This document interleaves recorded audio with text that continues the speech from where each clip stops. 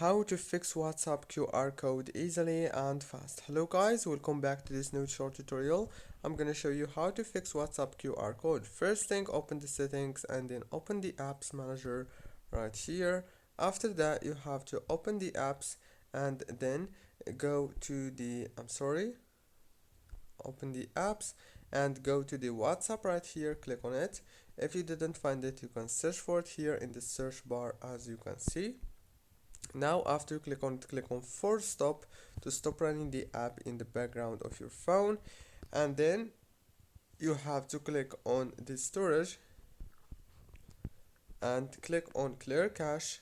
And don't worry, if you click on clear cache you won't lose any data. And after that, go back, click on the power usage details and make sure right here that the power consumption alert is enabled like this. After that, go back and click down here on this force stop, as you can see. Now one last thing you want to do is turn off your phone and turn it on again and reopen WhatsApp. Don't forget to like, subscribe.